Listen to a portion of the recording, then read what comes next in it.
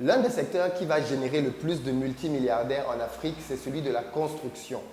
L'Afrique est un continent à construire, du nord au sud, de l'est à l'ouest. Tout est à faire sur ce continent.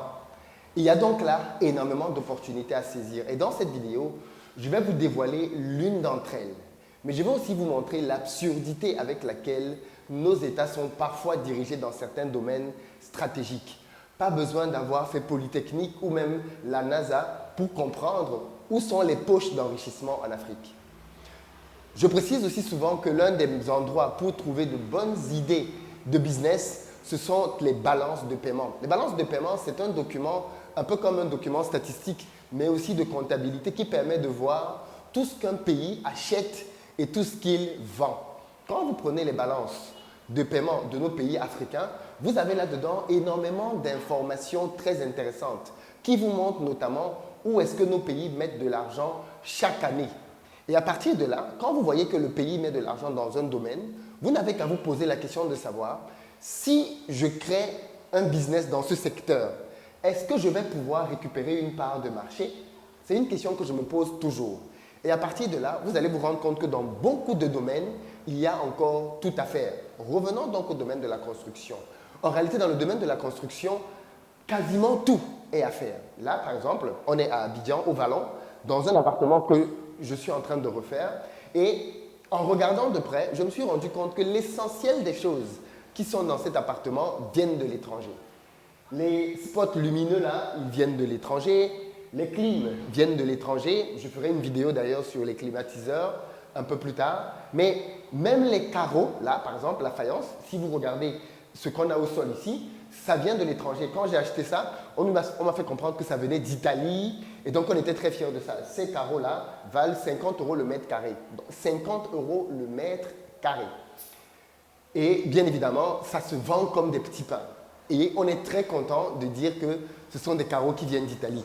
Et je veux que l'on fasse un petit point sur le business des carreaux.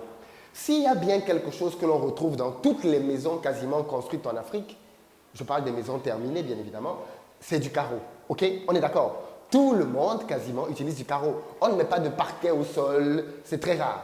Tout le monde met du carreau. Que ce soit pour la salle de bain, que ce soit pour le séjour, pour les pièces de vie. Bref, il y a des carreaux partout. On en met même aussi en termes de marbre à l'extérieur. Bref, le carreau est partout. Maintenant, j'ai une question qui va... Je vais vous dire quelque chose qui va vous choquer.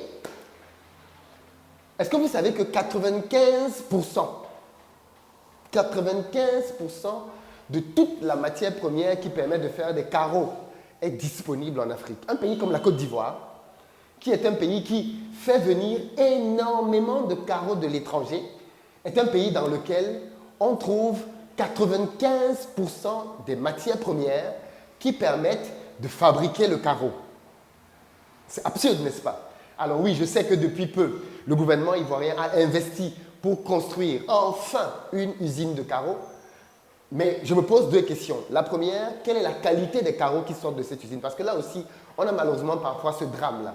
Nos pays font des investissements et ce qui en sort n'est pas assez qualitatif. Donc, est-ce que les carreaux qui sortent de ces usines-là peuvent compétir avec les carreaux italiens? Parce que si c'est pour ramener des carreaux bas de gamme sur le marché ou des carreaux que la population ne va pas apprécier, on va perdre de l'argent. Clairement, parce que beaucoup de gens vont continuer d'importer. Si tu veux apporter une alternative crédible, il faut que tu puisses apporter un produit du même standing.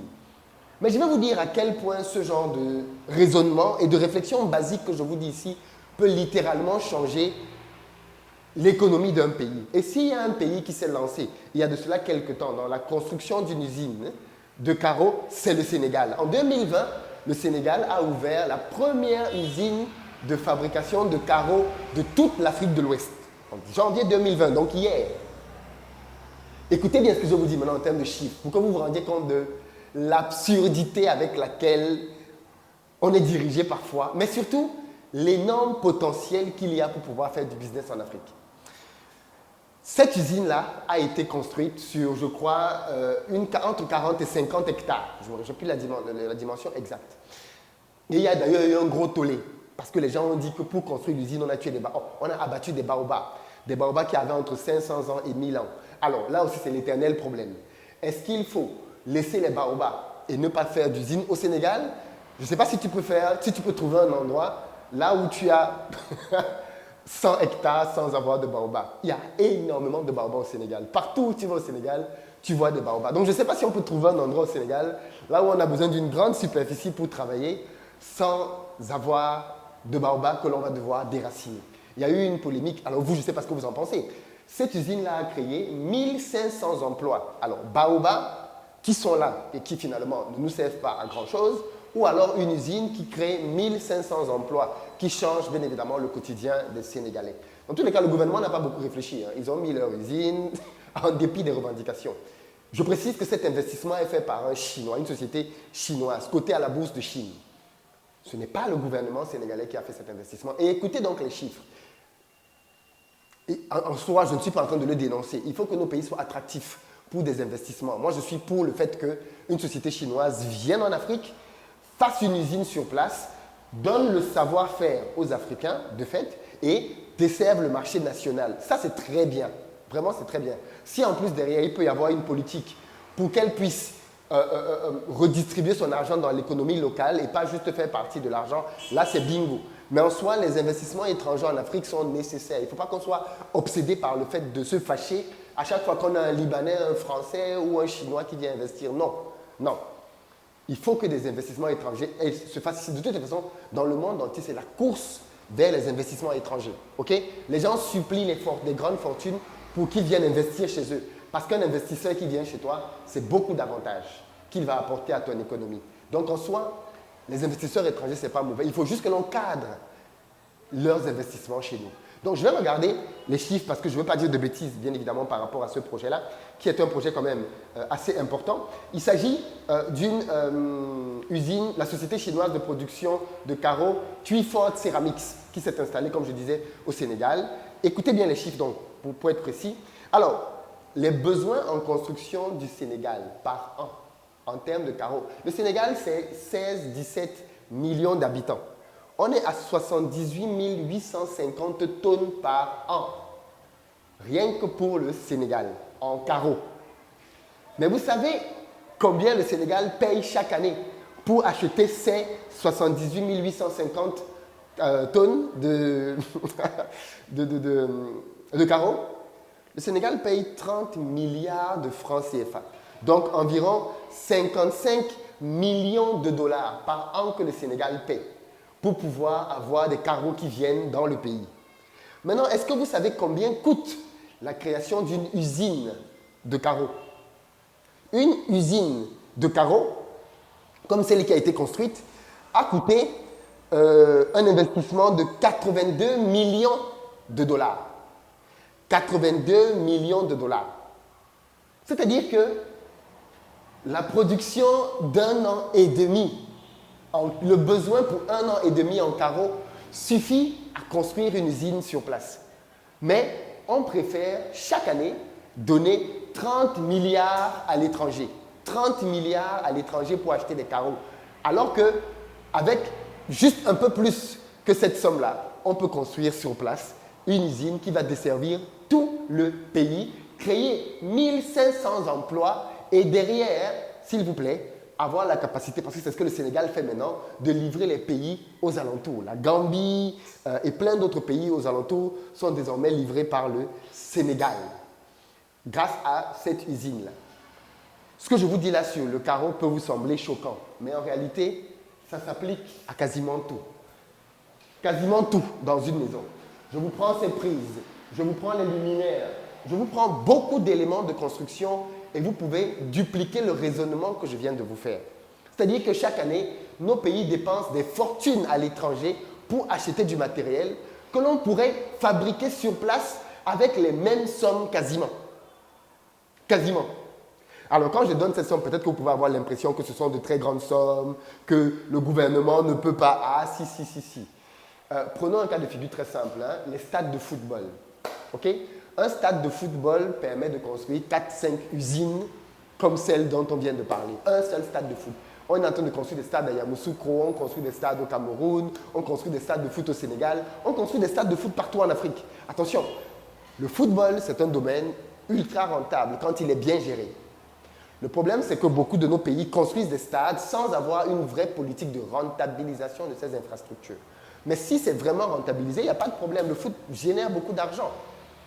Mais je dis juste que si nos États ont les moyens de construire des stades, alors sachez que chaque stade qu'on construit permet de créer énormément de carreaux. De vous à moi, je vais vous poser une question un peu taquine. Entre un stade de foot construit à Yamoussoukro, construit à Abidjan, construit à Zopé, là où vous voulez, et une usine de carreaux, qu'est-ce qui rapporte plus d'argent? Le stade coûte 4 fois plus cher. Il est utilisé une fois par semaine, le samedi. Et encore, ça c'est quand on joue tous les matchs de championnat dedans. L'usine, elle vous rapporte du cash chaque jour. Les gens s'alignent pour passer des commandes pour avoir des carreaux pour leur chantier. Voilà le contraste que je voulais partager avec toi. Il y a énormément d'argent à se faire en Afrique. Il faut juste avoir les yeux ouverts. Il faut être éveillé. Ce que je viens de vous dire là pour le carreau est valable dans beaucoup d'autres domaines. Je vous ferai d'autres vidéos dans lesquelles je vais vous démontrer l'absurdité de certains de nos gouvernements, de nos dirigeants, de nos politiques, et mais aussi des incitations à nos privés. Parce que ce que je dis là, c'est certes à l'endroit de nos dirigeants, mais c'est aussi à l'endroit de nos investisseurs privés. On a des gens qui prennent des milliards et ils vont les planter pour construire de grands immeubles. Oui. Vous pensez qu'un immeuble peut vous rapporter plus d'argent qu'une usine de carreaux? Quand je dis 30 milliards, 40 milliards, 50 milliards, ce n'est pas des sommes extraordinaires. Hein? Peut-être que pour vous et moi, ça peut sembler beaucoup. Mais quand on devient un homme d'affaires conséquent, 30 milliards, 40 milliards, ce n'est pas des très grandes sommes. Il y a beaucoup d'entrepreneurs ivoiriens, camerounais, sénégalais qui ont déjà investi ces sommes-là dans d'autres projets, qui leur rapportent moins qu'une usine de carreaux. Je sais que cette vidéo va circuler. Partagez-la massivement parce qu'il faut que les gens ouvrent leurs yeux, qu'on arrête d'accuser le monde entier de notre pauvreté, mais que l'on réalise que nous-mêmes, nous contribuons par nos mauvais choix à nous maintenir dans certaines positions. Ce n'est pas la France, les États-Unis, l'Angleterre, ou je ne sais pas trop quelle ancienne puissance coloniale qui nous empêche d'investir dans des usines de construction. La construction, c'est un domaine qui génère partout dans le monde entier des milliardaires. Et ça va être le cas en Afrique. Il faut juste savoir dans quel créneau se lancer, travailler pour, boum, tout exploser. Rendez-vous dans les commentaires, dites-moi ce que vous en pensez.